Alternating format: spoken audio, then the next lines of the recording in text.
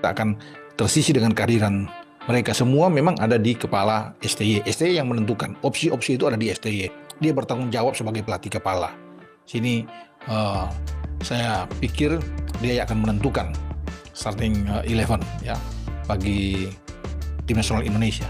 Tapi saya ingin Yakob akan bermain. Di awal dia harus bisa bermain. Bisa saja terjadi bahwa orang akan melihat Rafael Struijk akan bermain depan. Kalau saya, Yakob tetap ada di kanan, ya. Kita butuh Yakob untuk memberikan crossing yang punya kecepatan. Ragnar kalau dimainkan itu bermain sebagai striker nggak apa-apa. Walaupun Ragnar lebih oke bermain sebagai sayap. Kasih di Ragnar, Rafael cadangan dulu, Lino yang didorong ke kiri. Kalau kita bermain katakan dengan 3-4-3, ya bermain di sini dengan formasi dari STY. Nah, ini akan sangat kuat melawan Vietnam. Ketika ada Yakob Sayuri di sana yang bergerak dari sisi kanan dan Lino didorong di kiri dan Ragnar dicoba untuk bermain di striker. Saya pikir Ragnar bisa mengemban tugas itu dengan sangat baik. Ya, kita akan tunggu nantinya.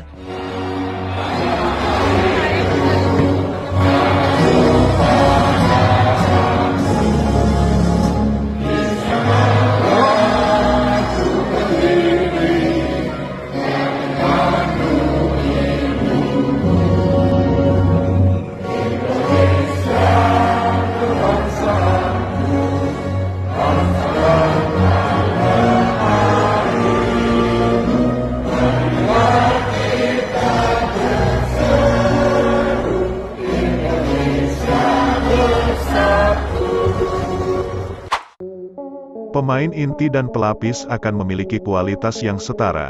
Dalam waktu dekat timnas Indonesia akan semakin garang. Langkah besar PSSI mengubah sejarah sepak bola Indonesia di kancah dunia. PSSI optimis membawa timnas Indonesia catatkan sejarah menembus Piala Dunia. Untuk menghadapi lawan yang berbeda, timnas Indonesia menerapkan strategi dan materi pemain yang berbeda juga. Berikut berita selengkapnya yang sudah kami rangkum.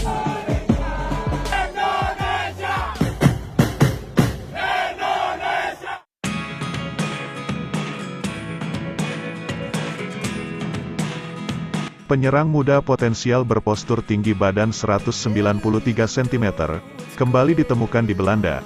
Apakah pelatih timnas Indonesia Sintayong langsung bergerak untuk meminta PSSI menaturalisasi penyerang berdarah Indonesia yang satu ini? Pemain ini bernama Tim Watering, penyerang berpostur tinggi besar yang dikenal tajam ini memperkuat klub Liga 3 di Belanda, The Travers. Watering tercatat tampil cukup gemilang dalam 20 pertandingan Liga 3 Belanda bersama The Travers musim ini. Dari 20 laga tersebut, Watering mampu mencetak 9 gol dan 1 assist. Berkat bantuan beberapa gol Watering, The Travers duduk di posisi 2 klasemen Liga 3 Belanda.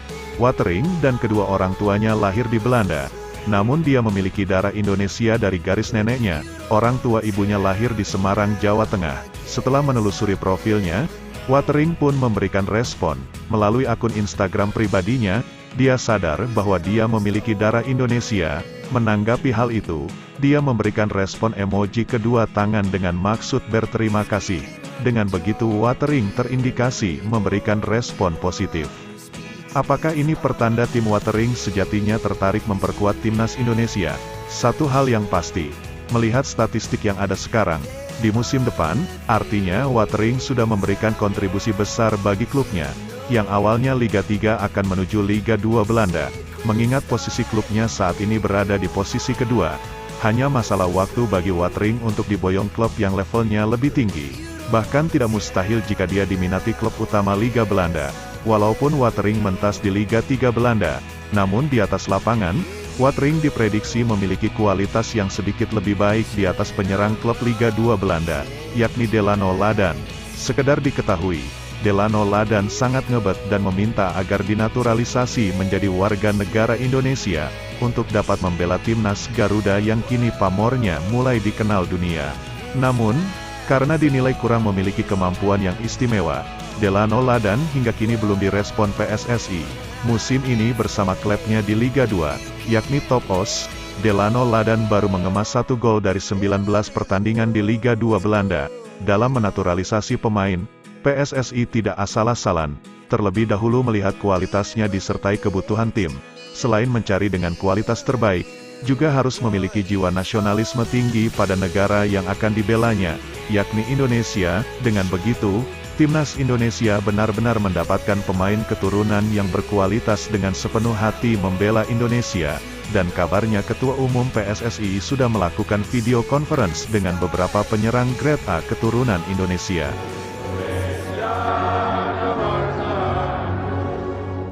Dengan kenaikan level serta pamor sepak bola Indonesia berkat Piala Asia lalu, yang ternyata juga disaksikan miliaran manusia di berbagai negara belahan dunia, membuat sangat banyak pemain keturunan yang tertarik untuk bergabung skuad Timnas Indonesia. Dalam hal ini, PSSI tidak asal menaturalisasi semua pemain keturunan. Ada standar yang harus terpenuhi agar dapat bergabung skuad Timnas Indonesia. Standar yang diterapkan PSSI selama ini yakni, melihat kualitas permainan, kecintaannya pada tanah leluhurnya, dan yang terakhir, yakni dari segi usia. Itulah beberapa standar kriteria PSSI untuk menentukan calon bakal pemain yang akan direkrut. Demi meningkatkan kualitas passing dan level permainan sepak bola Indonesia, agar mencapai target menembus Piala Dunia, 4 pemain diusahakan dapat tampil menghadapi Vietnam, seperti Tom Haye, Ragnar Oratmangun, Nathan Choaon, dan Martin Paes. Dan berikutnya 5 hingga 9 pemain tambahan lagi akan segera diselesaikan, untuk dipersiapkan menghadapi Irak, jika Indonesia berhasil meraih poin maksimal melewati Filipina, Vietnam dan Irak. Jika semua sesuai target, berikutnya Timnas Indonesia melaju ke putaran ketiga kualifikasi Piala Dunia. PSSI dipastikan mengincar pemain keturunan yang levelnya lebih di atas. Sebetulnya ada banyak pemain berdarah Indonesia yang bermain di klub raksasa dunia. Dengan target lolos putaran ketiga, diharap para pemain bintang top dunia semakin tertarik bergabung skuad Garuda.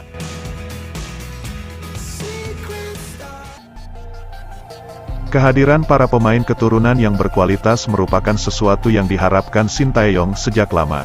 Pelatih 53 tahun itu menilai kehadiran pemain keturunan dapat membantu meningkatkan kualitas passing dan permainan Timnas Indonesia. Pertanyaannya, lantas siapa saja pemain yang telah dihubungi Erick Thohir? Berikut daftar beberapa nama pemain berdarah Indonesia yang sudah berkoordinasi dengan Erick Thohir.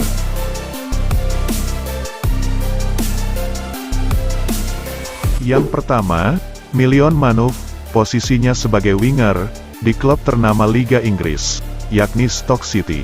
Lalu berikutnya, Daniel Klein, posisi sebagai kiper, di klub SC Sandhausen.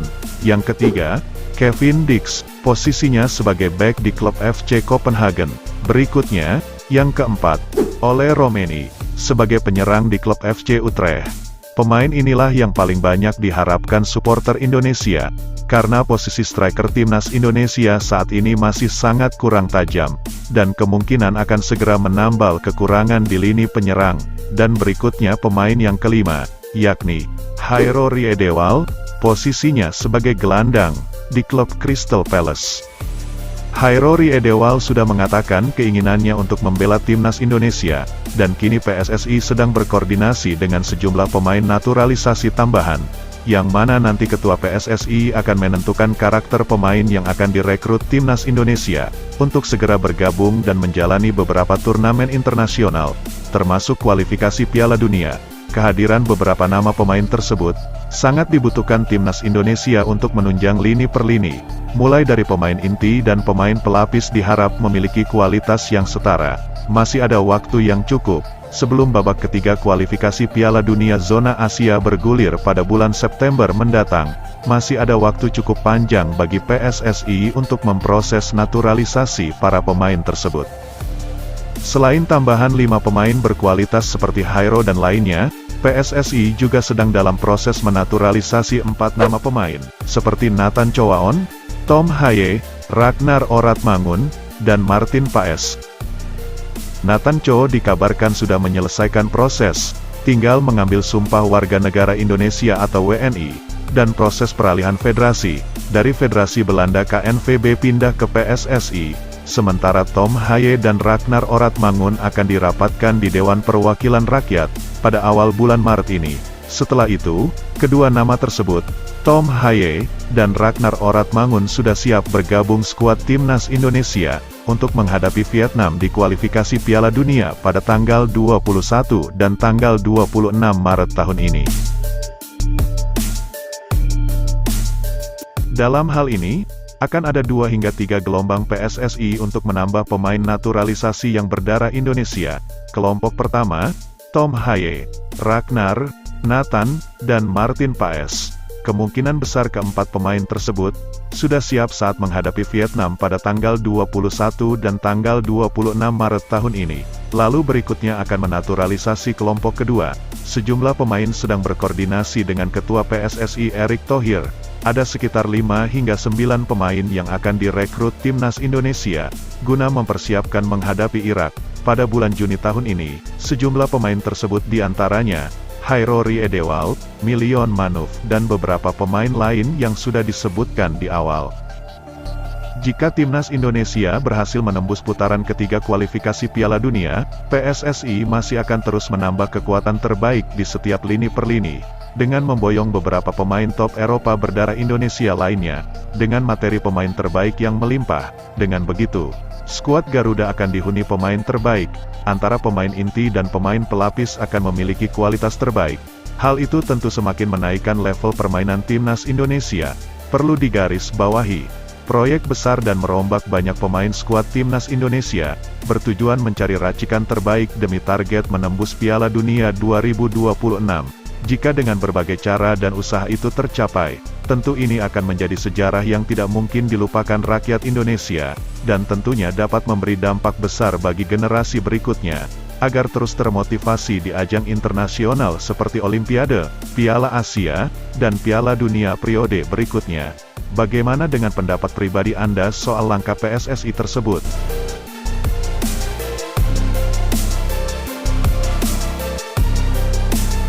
Sebelum meninggalkan tayangan ini, silakan Anda subscribe channel YT Real ini, agar Anda terus mendapatkan berita perkembangan serta informasi jadwal pertandingan timnas Indonesia selanjutnya.